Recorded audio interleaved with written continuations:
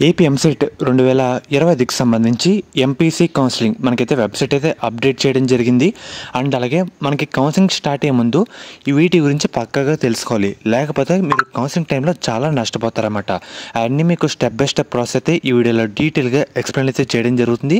మెయిన్గా వీడియోలోకి వెళ్ళే ముందు మనకి ఈ ఎంసెట్ టైంలో సరైన గైడెన్స్ అయితే చాలా ఇంపార్టెంట్ అన్నమాట. కౌన్సిలింగ్ సంబంధించి మెయిన్గా మనకి కాలేజ్ దోస్తు వాళ్ళు ఒక మంచి ఫీచర్ అయితే తెచ్చారన్నమాట. దానికి సంబంధించి మీకు లింక్స్ అయితే డిస్క్రిప్షన్లో కామెంట్ సెక్షన్లో ప్రొవైడ్ చేస్తాను. అది ఓపెన్ చేసిన తర్వాత మీరు డైరెక్ట్గా వాట్సాప్ అయితే వచ్చేస్తారు. వచ్చిన వెంటనే మీ పేరు అయితే ఎంటర్ చేయండి. ఎంటర్ చేసిన తర్వాత మెయిన్గా మనకి ఏంటంటే కొన్ని గ్రూప్స్ గైడెన్స్ లింక్స్ అయితే వస్తాయన్నమాట. దీంట్లో గ్రూప్ 1, గ్రూప్ 2, గ్రూప్ 3 ఇలా అయితే ఉంటాయి.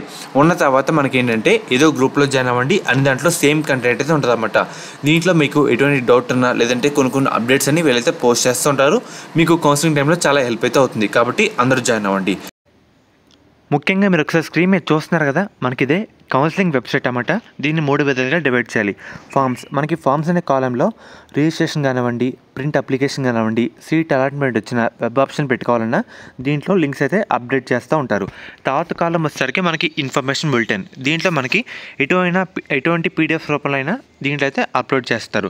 అంటే ఏ చిన్న అప్డేట్ వచ్చినా పీడిఎఫ్ ఫార్మాట్లో అప్లోడ్ చేస్తారు.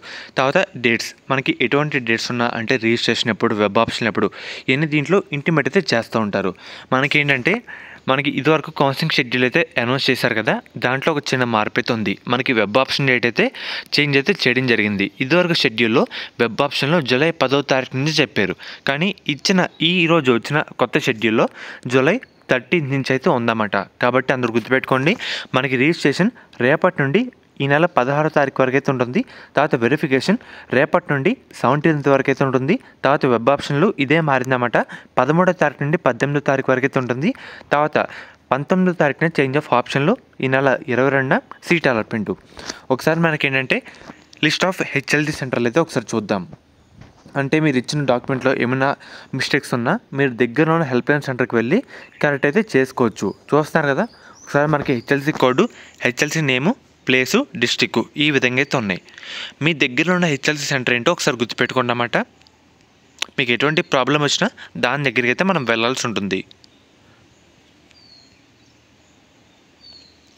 చూస్తున్నారు కదా, మీకు మన కౌన్సిలింగ్ వెబ్సైట్ లింక్ కూడా డిస్క్రిప్షన్లో ప్రొవైడ్ చేస్తాను. ఇదే హెచ్ఎల్సీ లిస్ట్ అన్నమాట. తర్వాత మనకి ఇదే ఎంసెట్ డీటెయిల్ నోటిఫికేషన్. మనకి ఓసీబీసీ వాళ్ళకి 1200 రూపాయలు, 1200 రూపీస్ అన్నమాట. అదే ఎస్సీ ఎస్టీ వాళ్ళకి 600 రూపీస్ అన్నమాట. రిజిస్ట్రేషన్ ఫీ అయితే ఈ విధంగా అయితే ఉంది.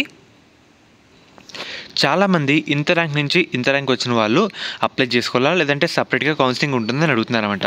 వాళ్ళ వెబ్సైట్లో కూడా క్లియర్గా మెన్షన్ చేయడం జరిగింది. ఫస్ట్ ర్యాంక్ నుంచి లాస్ట్ ర్యాంక్ వచ్చిన వాళ్ళందరికీ ఒకే రోజులో మనకి కౌన్సిలింగ్ అయితే ఉంటుందన్నమాట. ఒకసారి మీకు ఇంకా పాయింట్స్ అయితే చూపిస్తాను.